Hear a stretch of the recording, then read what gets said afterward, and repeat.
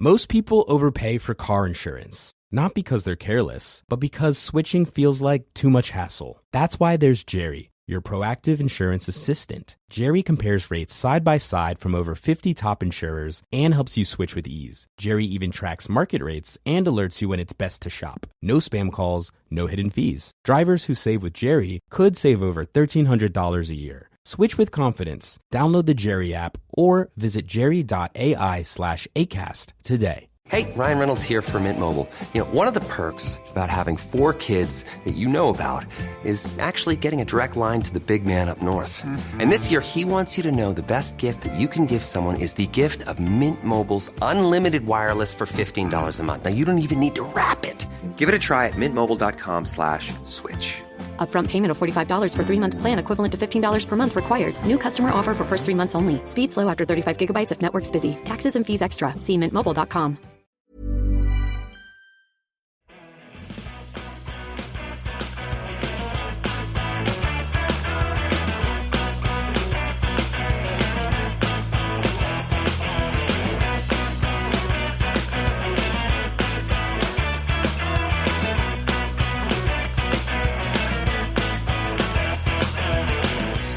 Hello, everyone, and welcome to Kilowatt, a podcast about electric vehicles, renewable energy, autonomous driving, and much, much more.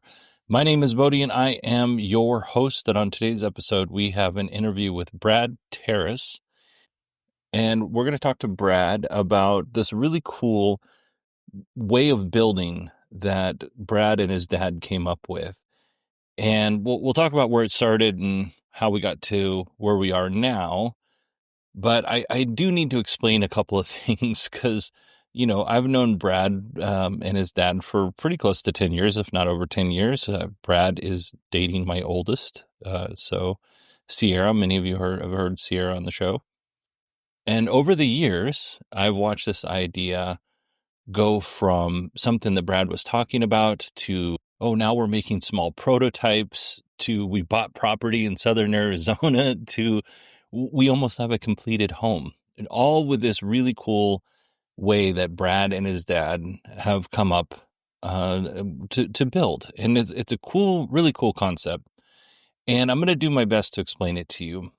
But I'm going to be honest, it's a lot easier to understand if you go to the website, and their website, and I'll put it in the show notes as well, is thebuildingtrain, like choo-choo-train.com, thebuildingtrain.com. Here's the thing.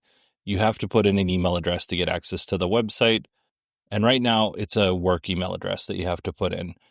Brad is going to change that so that anybody can put their email address in. It doesn't matter if it's a work email address or not.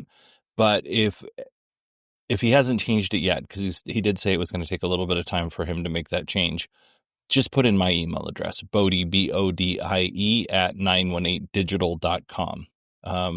If you do end up putting in your email address, and I would encourage you to do so, Brad's not going to send you any marketing materials. He's not going to sell your information.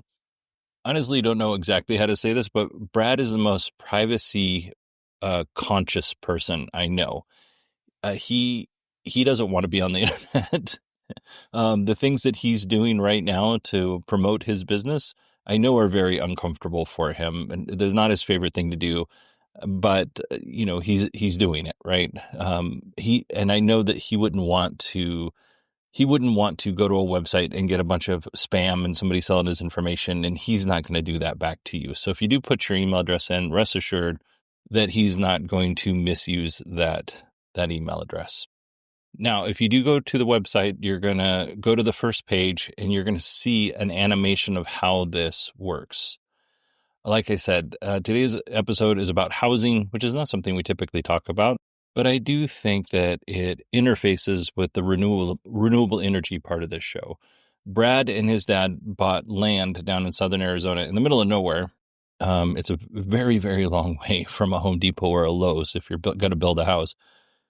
But they bought this land. There's no utilities. There's no well. You know, they're not hooking up to a city sewer system because it just doesn't exist. So they have to come up with solutions in terms of how they're going to power this house, and then where does all the water come from and where does the waste go?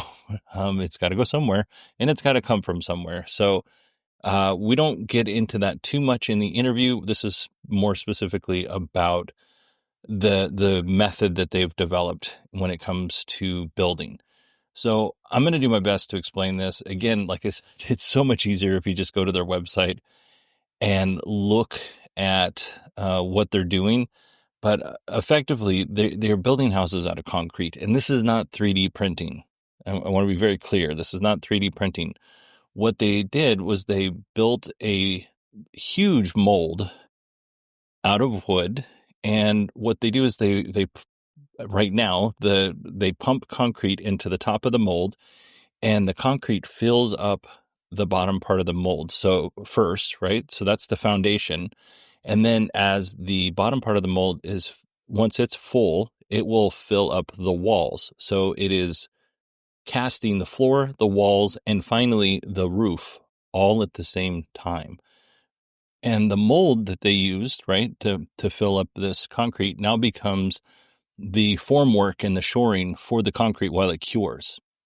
And then once the concrete cures, and of course they have rebar and all the structural stuff that you need to have in there, but once the concrete cures, they're able to take that formwork or the mold or the building machine is what they call it, or the machine, and they're able to slide that out and then pour the next section. And they just repeat that. And to this point, they've repeated that step 5 times, and they've actually built a home, like I said, in southern Arizona. They're still working on it. They're not quite finished, but it sounds like they've completed the 5 sections that they're going to complete. Now they got to go in and complete the inside. Okay, so that is the machine. So anytime you hear Brad and I talking about the machine, my alarm's going off. Anytime you hear Brad and I talking about the machine, that is what we're talking about. A giant plywood mold for concrete that pours the floor, the walls, and the roof at the same time.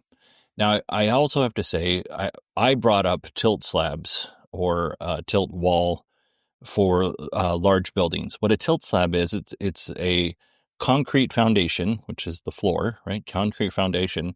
And then next to the foundation, they have this large, massive amount of formwork, and they pour concrete next to the foundation, and that ends up being the walls of the tilt slab. And if you've seen any warehouse, well, not any warehouses, most modern warehouses, this is how they're built. Obviously, if you live in Ohio, there are warehouses that are built very different from what I'm talking about here, but most modern, built within the last several years, warehouses, especially in the Southwest, this is what it looks like. Anyway, so they pour the walls on the ground right next to the slab, and they use cranes to tilt the wall up, and they shore it in place, right? And then they put a roof on, which is not concrete. There's various different types of roofs that they can throw up for those large spans. But the roof, or I should say, not specifically the roof, but the structural members for the roof holds the walls and ties everything together. So that's a tilt slab. We will mention that. We didn't go into explaining what that actually is. So just so you know. So before we welcome Brad to the show, one more time, I just want to go over what the building machine is. This is not something that's prefabricated. This is not something that is 3D printed. This is the building machine, I should say, is a mobile, and Brad and his dad call it an on-site factory. It's a large hollow rectangle frame that it's open on both ends. You can walk inside of it. And it sits directly on the building site.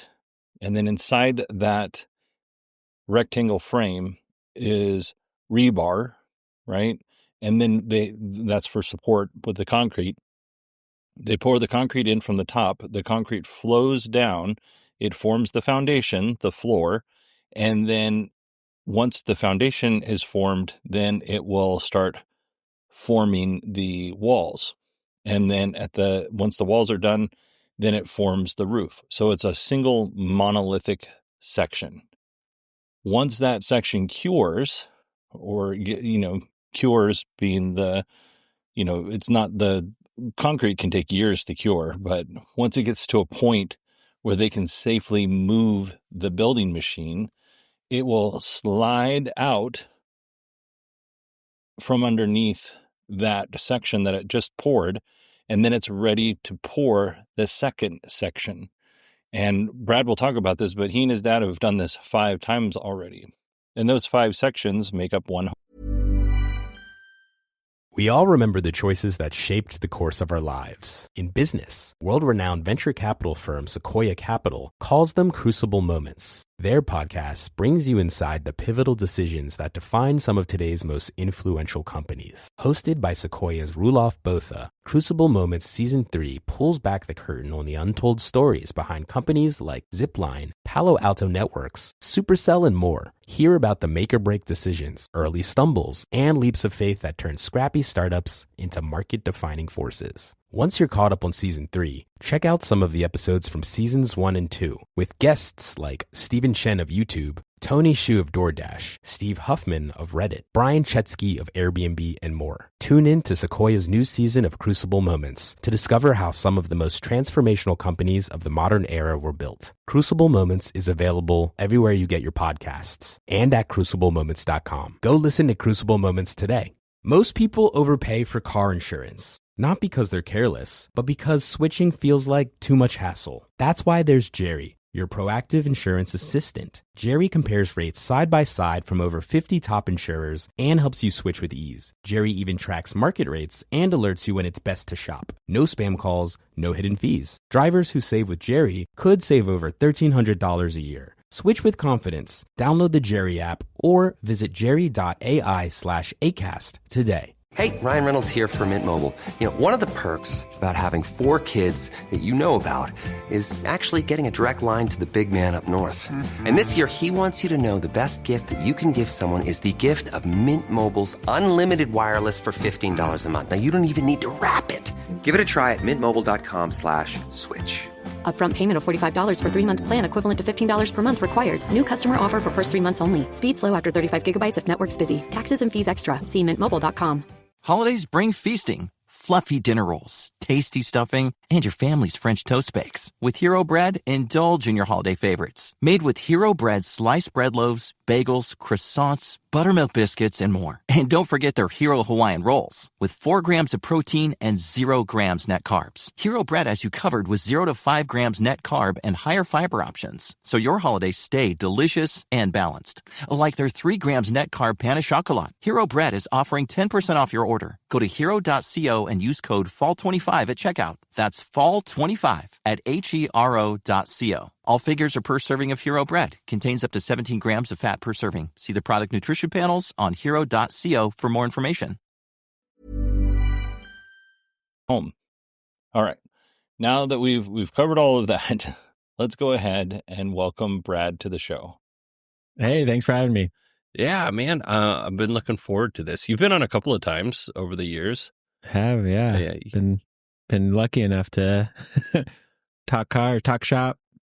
Today we're going to talk something different, though, than electric cars, and we're going to talk about a different way of building. Yeah, I'm excited. When you first told me about what you and your dad were up to, I did not understand at all. As a matter of fact, it is only recently that I understood what you guys were doing. Same.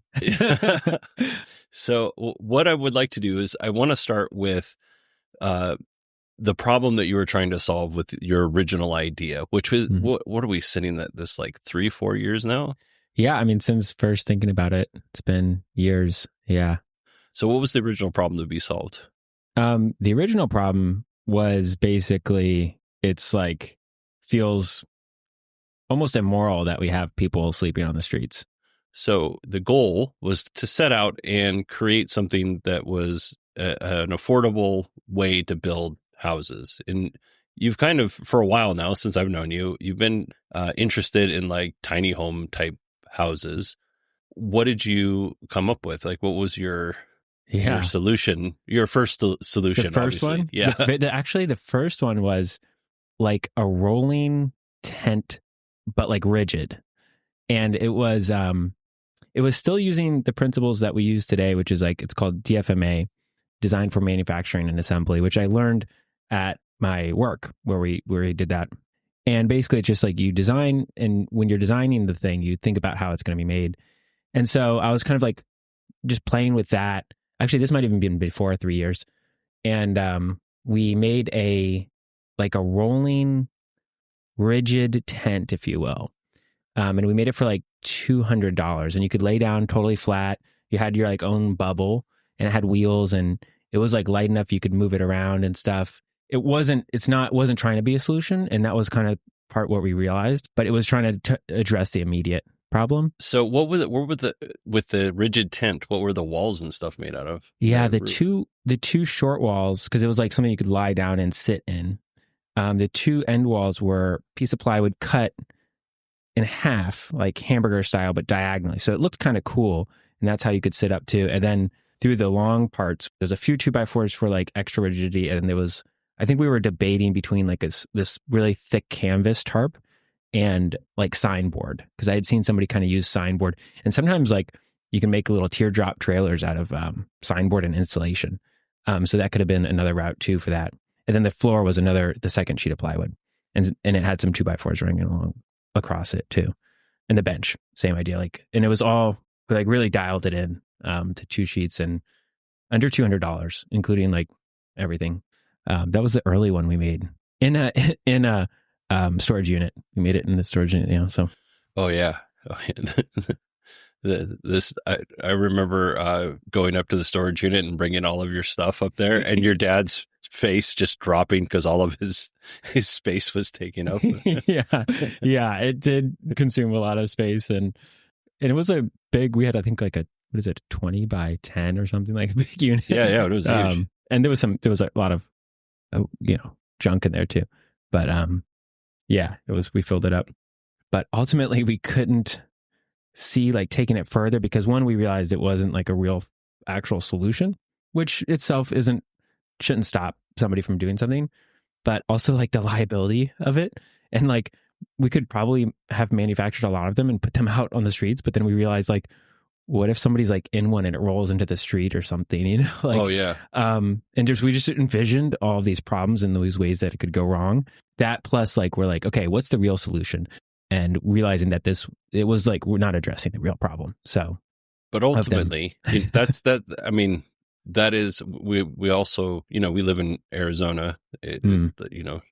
Summer times are miserable here. Yeah. People who live in cold weather climates, winter times are miserable for folks living on the street.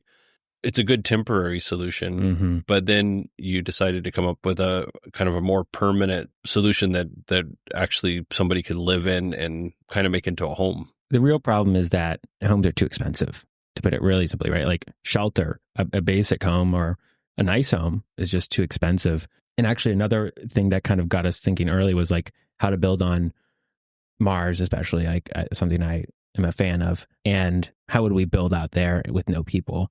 So this kind of combination of how do you build with no people and how do you solve for this real problem, which is like housing's too expensive, very neatly collided into the same kind of like thinking space that we started to iterate on.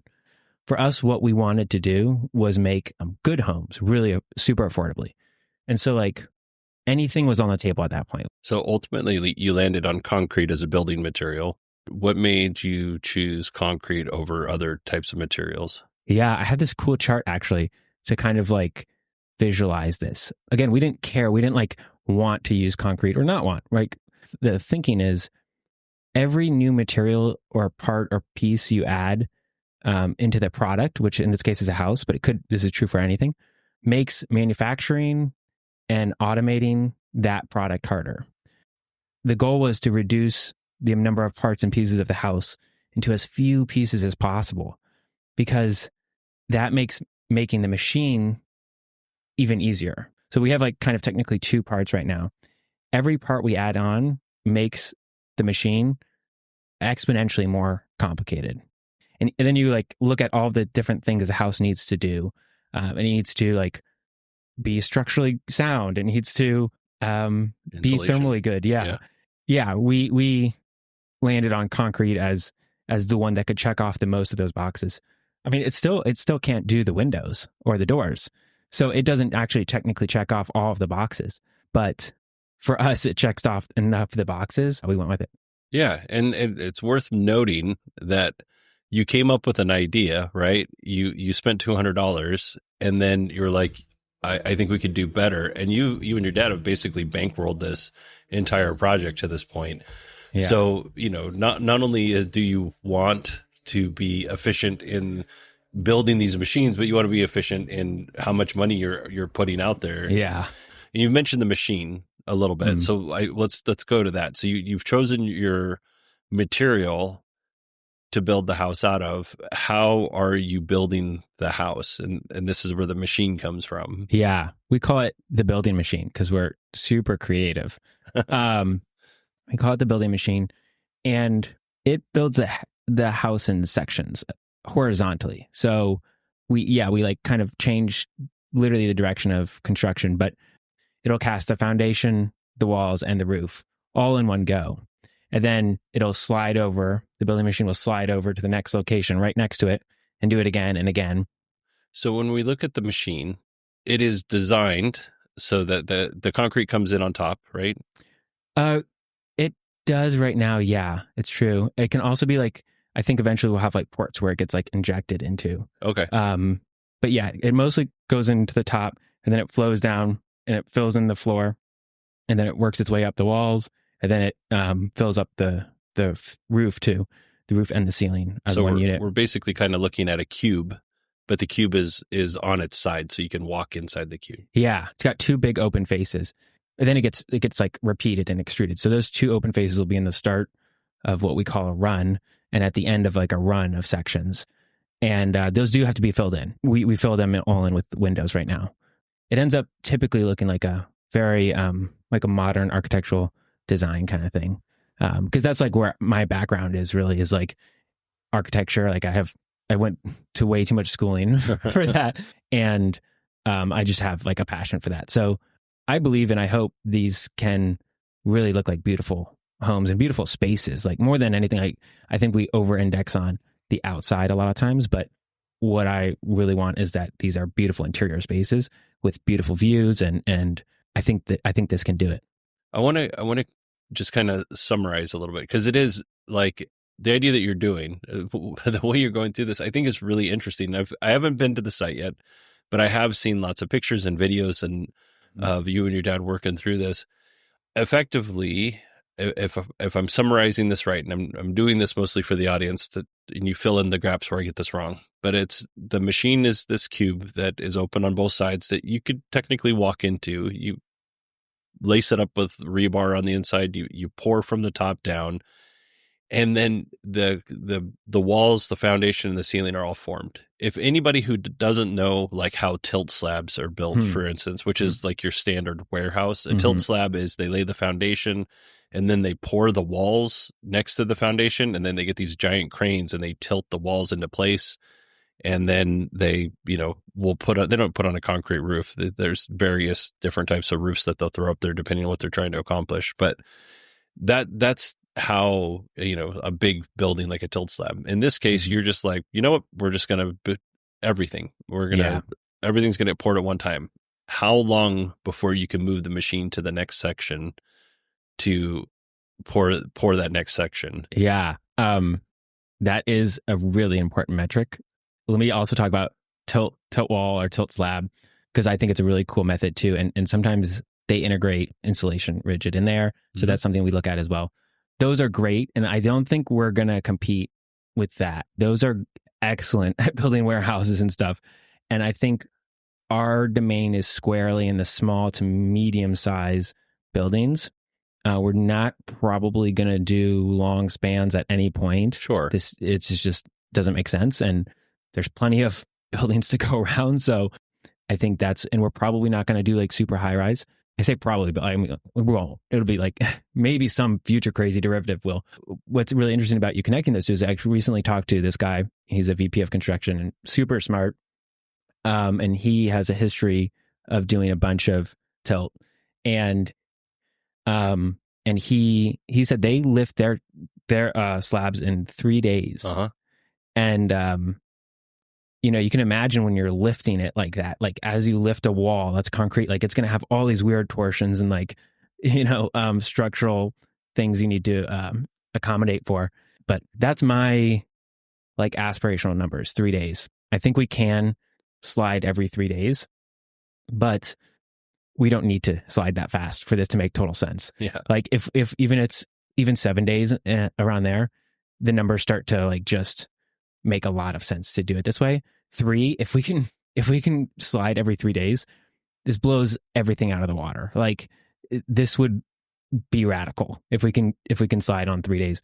But I don't normally model that because even though I think it's quite possible, and there's ways we could like reshore and do some little manual hacks or even automatic hacks. Well, there's additives too. Yeah, we can put additives, but additives sometimes come at there's a downside. Sometimes. Yeah, there's some downsides. There are added costs too. Although generally our principle is like our mental model anyway is like the concrete is free. Like that's how we think about it. The concrete is free. It's the labor that is the cost and is the bottleneck, right? Like there's a huge shortage in skilled labor right now in construction. It's actually a pretty significant problem. It's one of the bottlenecks. And so, yeah, our mental model is the concrete's free. A lot of times people will think, oh, concrete's really expensive.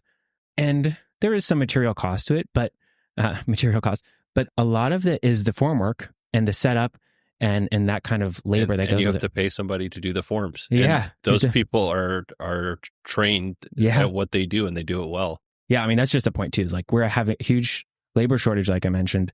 There's also a bunch of people retiring, a bunch of skilled labor, and we just don't have enough houses. Even if we're maxing out our current like labor supply and we're still not building enough houses, we're like falling behind in how many houses we need.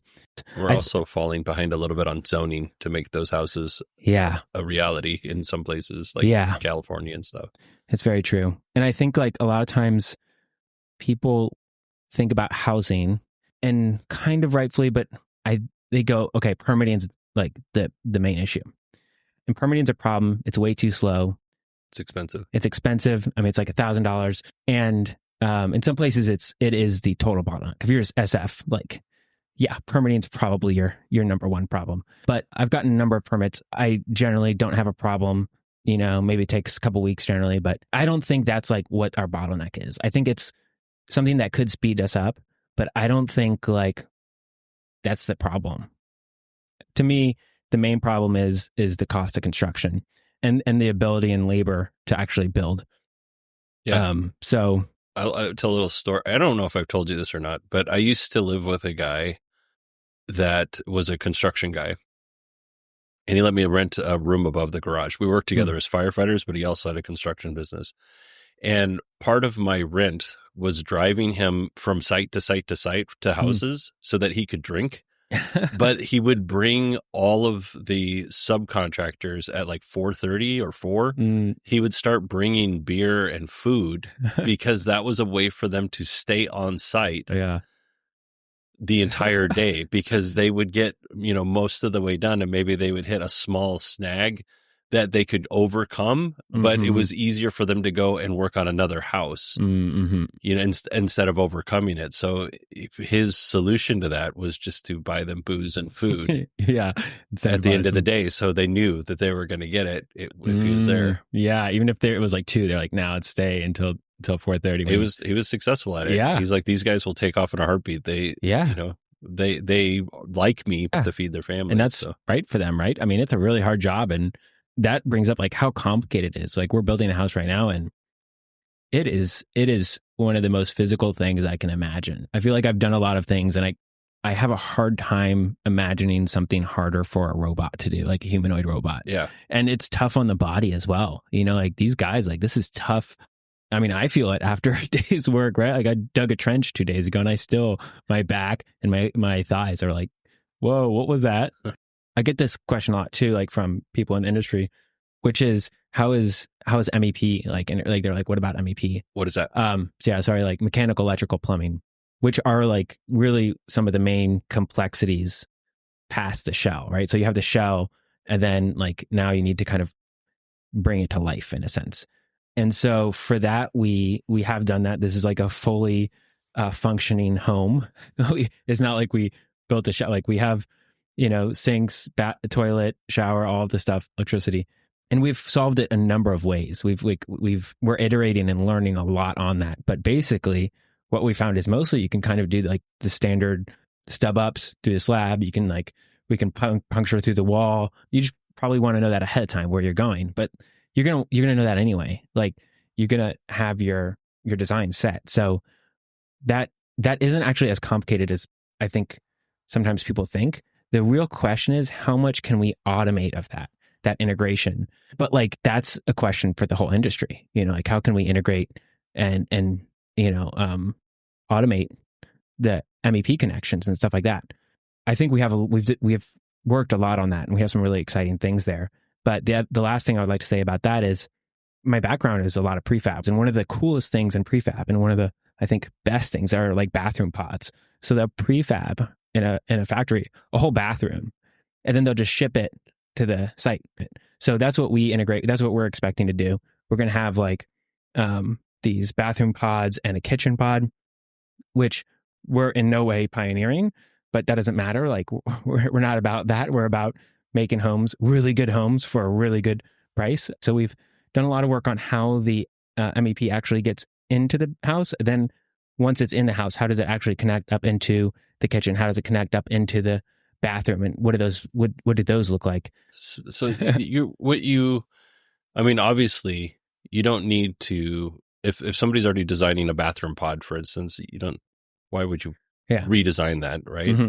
You might even make your design, make that work even better for whatever they're doing. Yep. So they can just plug right in. We buy theirs, plug it in. Right. Yep. No, that's a really good idea. And how big's the current project? The current first demo house is 450 square feet. Okay. It's a 1-bedroom.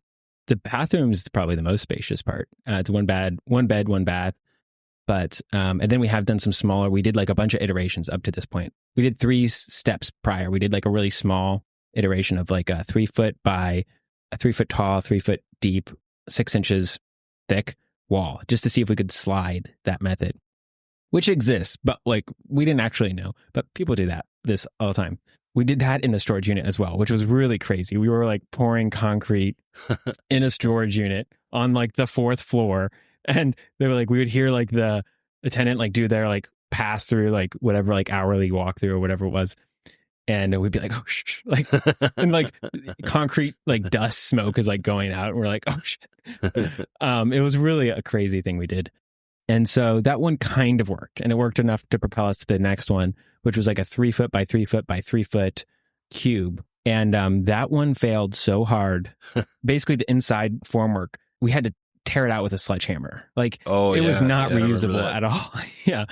And so we learned a lot. We had no idea what we were doing. I'd like see pictures sometimes. I'm like, that's so, we like had some elements there, which was really weird, but they were like off. And then Dad found a formwork book, like an old book on like how to make formwork, like a textbook at some weird place. I don't know. He wasn't looking for it. We should have looked for it.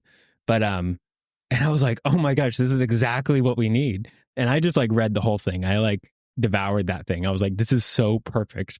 And we got the newer version of it too. Like once we realized how good of a resource it was, and that really helped us a lot. And then we did the last step up before the full scale, which was we wanted to test the span and the whole mechanics again. And so we did like a 16 foot wide, 4 foot high, 6 foot deep one. That was done at like a wrecking yard or something, right? Yeah, we built it in the back of a Volvo. Oh yeah. Workshop. Yeah. Like Dad had a Volvo and he would get it fixed there. And, you know, he's this really cool classic mechanic guy. And Dad was like, you know, you have a big parking lot back there. Could we use some of it to work on our project? And so we rented it out for like a pretty compelling price. And we just started building out there. And it was pretty wild because we built that what I call kind of like a larger prototype size. Most people overpay for car insurance, not because they're careless, but because switching feels like too much hassle. That's why there's Jerry, your proactive insurance assistant. Jerry compares rates side by side from over 50 top insurers and helps you switch with ease. Jerry even tracks market rates and alerts you when it's best to shop. No spam calls, no hidden fees. Drivers who save with Jerry could save over $1,300 a year. Switch with confidence. Download the Jerry app or visit jerry.ai/acast today. We all remember the choices that shaped the course of our lives. In business, world-renowned venture capital firm Sequoia Capital calls them crucible moments. Their podcast brings you inside the pivotal decisions that define some of today's most influential companies. Hosted by Sequoia's Roelof Botha, Crucible Moments Season 3 pulls back the curtain on the untold stories behind companies like Zipline, Palo Alto Networks, Supercell, and more. Hear about the make-or-break decisions, early stumbles, and leaps of faith that turn scrappy startups into market-defining forces. Once you're caught up on Season 3, check out some of the episodes from Seasons 1 and 2, with guests like Stephen Chen of YouTube, Tony Xu of DoorDash, Steve Huffman of Reddit, Brian Chetsky of Airbnb, and more. Tune in to Sequoia's new season of Crucible Moments to discover how some of the most transformational companies of the modern era were built. Crucible Moments is available everywhere you get your podcasts and at cruciblemoments.com. Go listen to Crucible Moments today. And it took up a big chunk. And then we built the full scale prototype out there. We built the, it's the same thing as 16-foot wide interior, 6-foot deep interior. So that's about 100 square feet, 96, but 8-foot tall. And so we built this structure, like sizable structure in the back of this Volvo dealership. And it was tall enough where we'd go up to the roof and we could like look over the neighbors, and there's a burger joint, and we would, we'd look over and we'd smell the making the burger, and then we're like, I think it's time for lunch. Let's go over to get a burger. It was delicious. But it was this huge structure, and we're like, are people like going to be like, what's going on? What are you building? But then we were able to pack that in like modules and ship it in a small U-Haul. And yeah, we did pour concrete back there too. That reminds me. In this Volvo, we got a big mixer and we batched and poured, I don't know how many bags of concrete, and cast them in the back of this parking lot, which like he doesn't want that. So we had to disassemble it. But yeah, nobody wants like this weird small structure of concrete in their parking lot. We do need to wrap up because we have an event to go to. So the mechanical, electrical, plumbing, learned a lot on that. You've learned a lot in terms of like just creating the machine so that it can hold the weight and the pressure of concrete. And that was like one of my things when you were telling me that, because this is a homemade machine and that's thousands of pounds of concrete. And it's amazing that it holds and it doesn't like bursting at the seams. I mean, if you imagine like every disaster movie, when the dam breaks, that's effectively what I thought was going to happen. And it didn't. When we poured the first like full scale, because we had gotten a truck before, but we hadn't got like a pump, which, injects it or pours it to liberate. I was like, I hope this works. Like I've tripled, quadruple checked the numbers. We've oversized everything. When you even had like a structural engineer look at it, right? Yeah, we had them mostly look at, I got two, and mostly looking at the resulting concrete section and how thick we needed the concrete in certain places, how much rebar and where and what kind. And I also I got a tutor for that too, like all that. I mean, I've done structural in school and stuff, but I learned a lot. I've learned a lot of structural as well. I was like nervous before we poured. That was like, to me, I'm a huge space fan. And that was like when SpaceX early days launched, but like they failed a couple times and they had like, I guess the budget, I don't know. Still, I'm sure they really wanted to succeed that first time. But like for us, we kind of had to, because like these guys wouldn't work with us. We're some random dudes. Like when you're talking about the dudes, you're talking about the concrete guys. Yeah, the concrete guys and the pump guys. Because they didn't know what you guys were doing. Yeah, they had no idea. They showed up. They're like, what is that? Yeah, the pump guy, we did have to like send something ahead of time. We're like, but the concrete guys, they don't care as much, right? But the pump guys are like, they're on it with us.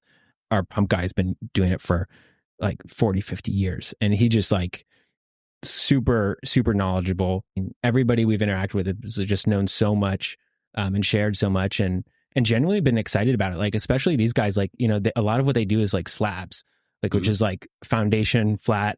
And it's important and cool, but it's not like exciting. You need to, how many of them have they done? And so I think they are like, okay, this is something different. They're interested. They've shared their enthusiasm with us as well about what we're doing. And one of the guys also did some 3D printing, and he was like, 3D printing. And he's like houses. Yeah. And he's like, this is so much better. Like I've seen, and there's some NDAs that, he said couldn't be explicit, but like, he's like, it's just really challenging what they're doing. And this is our whole hope, is that this is just going to be more straightforward to build a lot of houses. Like, I'm sure there's a place for 3D printing. I know for a fact. For sure. Bigger houses, for sure. Yeah, bigger houses. But I think we're going to win the automation game. Like, that's my like closing thing. If I have one, I mean, I don't know if you have any more, but like mine is like, this method, whether it's us, some derivative that somebody takes, I hope it's us, but I'm very confident this method is going to win the automation game. We are going to be the first to actually automate the entire house. We're going to be able to build way more houses than we currently build. I don't think there's even like another method that is going to be close to competing with us on automation and the level of automation. What about what's the cost per square foot? I know right now the initial one isn't a fair assessment, because that is going to be higher, because you have to account for mistakes. But what do you think the cost per square foot will end up being 10 iterations down the road? Yeah, that's a fantastic. Also closing the loop, right? Because that's our thing, is like, we want to make really good homes for a really good price. So the cool part is we're iterated, right? So we've done this process on one house, but on that one house, we got 5 attempts. So in a way, we've kind of quote unquote built the house 5 times. Maybe a clear way to say that was like, we got 5 times to iterate and learn.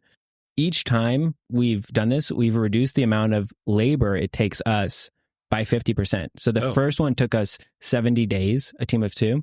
The next one was 35, then 18. We can track this really well, because we're repeating the same thing over and over again. So we're able to track, we're able to like improve what we do, improve the machine, reduce steps. So our last one we made in 5.5 days with a team of 2. That doesn't count curing time. That doesn't count curing time. I think we're at like 14 days. But we've reduced the amount of labor we've taken on each one. And these sections are getting more complex too. When we started, we didn't put that much MEP in, because we're like, is this even going to work? And so these sections are getting more complicated. We're casting in windows and doors. They're getting more complicated, and we're reducing the amount of time by about 50% each time. And that, if you take our time and multiply it by a cost factor, classic cost factor, and then you look at and have data, which is like a really good data source for how expensive building a home is in the US. We're like very close to cost parity today on that last section. I think we were like $3 off a square foot. So right now in Arizona, it's like anywhere between 150. That would be a humble home, right? 150 square foot, all the way up to 300 plus a square foot. So I think you could probably say 200 is probably close to average. I don't know what average is in Arizona, but I think 200 would probably, get you a decently equipped home. Yeah. And that's for the whole package too. So like what we track is the shell cost. And so we go component by component and we compare it, and we're about $3 off higher right now for the shell cost. And ultimately we're going to I'm very confident we can reduce about the total cost by about 57% of the construction cost. There's other costs involved with a home, but construction cost is, of course, the largest. And I'm very confident we can reduce that by like about 57% or more. So, and I think our net cost per square foot for us for the shell could be $30 or less. And $30 a square foot for the shell. Yeah. But that doesn't include in the mechanical, the plumbing, or the windows, because windows are not cheap. It doesn't include windows, and that can be like customized per house. That's always the nonlinear cost driver on any structure, actually. So that's something I learned at the panelization company as well. Actually, we would model out the house, and you can actually predict pretty well what a building is going to cost. Except for the windows are the kind of wild cards. So if you want to go more windows, it's going to cost you more, but that's still taking the majority of the construction cost of a house. So when I say shell, it doesn't include everything, but it is more than 50% of the cost. Your goal is not to build houses so much as to sell the machine. Yeah. So other people can build the houses. Yeah, exactly. That was like one of the things we realized is we really need to lease the machines And there's a lot of cool ways, exciting ways we can do that to our customers where we de-risk it for them. And that's, I think, going to really help adoption, especially in the midterm kind of category. I think early we need partners to really bear more of the risk, frankly, right? I mean, I think we need to do a couple more pilot homes, so that's next. But then in the middle term, I think that we can do some really cool things where it's kind of we're building, but we're bringing in GCs and they're learning. We call it the hire to acquire kind of method. So there's just a lot of really cool things we can do and things we can change to. And GC being general contractor. Yeah. Sorry. Yeah. And so one of my favorite parts, the thing especially we learned, this wasn't intentional, but the whole thing is can you build houses cheap? And the answer is yes. Anybody can build a cheap home. That's, I wouldn't say easy. It's a lot of work, but you could scrape materials, you can put these things together and you can build a cheap home. The challenge is to build cheap quality homes at scale, right? And that scale part is actually where basically everybody fails, because 3D printing, they're not building the whole home, but even if they were, they have these proprietary materials that they're using. To get suppliers for that kind of material on a nationwide level is going to be a real challenge that I think it's really underestimated. So we're using totally standard concrete. It's available anywhere in the country. There's tons of suppliers, limitless supply of this concrete. So we're a mobile distributed factory that can fully automate construction. And my last and final point, because we got the clock. What is the hurry up? Yeah. Let's go. Is that something we didn't even realize at the end? But the other thing you need to make this truly scalable, and we got lucky, or what I call the train led us here. That's why the building train. You need to be able to manufacture these machines at scale. So for us, we think of the building machine as a quasi factory. It's out on site fabricating the house. It's just distributed, mobile, on site. Awesome. Brad, where would people go to find out more about what you're doing and keep in touch with you if they wanted to do that? Yeah, that'd be great. I would love, I definitely super need as much support as possible. I also want the skeptics DM me privately on this, or no, publicly. It's fine. Whatever. But I also really could use the support publicly on LinkedIn would be really cool. The building train, but then I post mostly myself because that's how we do things nowadays, I guess. I don't make the rules. Yeah. So on my channel, Brad Taris on LinkedIn, definitely send me a connect and little message or whatever, right? That would be really awesome. Then, of course, thebuildingtrain.com is our website. So go check it out. I think you have to put your email in, but I'm not going to spam anybody. It's just so bots and stuff don't go on it and I can actually see real traffic. Oh, okay. So it's a roadblock. Yeah. Thank you so much for let me talk about it. I don't know if I've gotten to share this much about it, ever almost in one sitting. So it's really cool. Yeah, no, it was good. It was a good chat. So if anybody wants to, get in touch with Brad, LinkedIn, I'll put links in the show notes. I'll also put a link to the website. I know Brad very well. He will not spam you. Brad is not a person that likes being spammed. I do not think he would turn that back on you. No, totally not. Also, they could email me at Brad at the building train. Yeah, just that's my email.com. Yeah. All right. Thanks, Brad. So, thank you so much. Thank you. Holidays mean feasting, from cheddar biscuits to French toast bakes. Hero Bread has you covered with 0 to 5 grams net carb and high fiber options to ensure your holidays stay delicious and balanced. Like their 3 grams net carb pan of chocolate. Hero Bread is offering 10% off your order. Go to hero.co and use code FALL25 at checkout. That's FALL25 at HERO.co. All figures are per serving of Hero Bread. Contains up to 17 grams of fat per serving. See the product nutrition panels on hero.co for more information. Military service runs deeper than a single person. It's about family. At American Public University, we recognize that connection. Our preferred military rate, which extends to parents, spouses, legal partners, siblings, and dependents, is just $250 per credit hour for undergraduate and master's level tuition.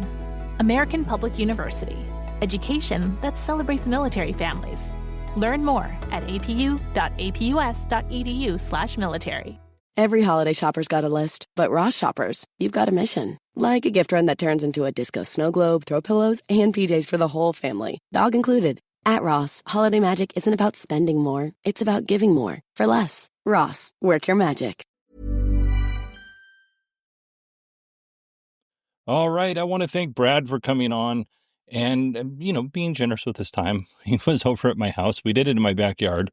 It was fun. It was casual and it wasn't too cold out, although, Phoenix doesn't get all that cold.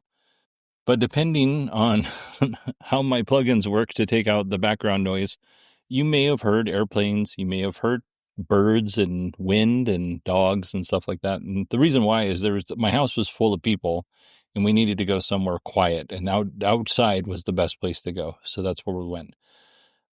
I'm going to put links to Brad's email address, his website, and his LinkedIn profile, both for him and the building machine.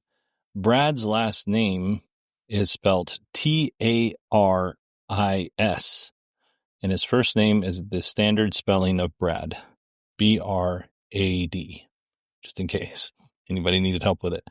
So Taris, that is his last name, or how you spell it. Again, I'll put links in the show notes. If you go to his LinkedIn page, he actually does have, let's see, it looks like there's 1, 2, maybe 3 sections poured of the house, so you can see it on there. Actually, he's got video on his LinkedIn too. So yeah, you can definitely check Brad out and what he's doing on there. And yeah, that's all I got. So I want to thank Brad for coming on again, and I really hope you enjoyed this interview. Okay, so obviously this is a holiday week. All the next 2 weeks are holiday. We do still have shows. I'm working on a Christmas show. It might not be out until the 26th, which is the normal day that this is supposed to go out, but I'm really having a lot of writer's block. So I don't know. I was trying to do something fun and creative. We'll see how it turns out. Right now, I think it might be a disaster. But that hasn't stopped me from putting out shows before. But just so you know, it's kind of where it's going. So it's a mess. So yes. So we have the Christmas show on Friday. I'm going to do something a little different. I'm just going to kind of just go through my raindrop or my news. I don't know. What's it called? Where I store all my news. It's like Instapaper, but it's called Raindrop. Anyway, I'm just going to kind of go through that and we'll talk about a couple of different things. It won't be anything super produced or anything like that. Not that the show is super produced, but it'll be less produced. And then next week I have an interview for next week.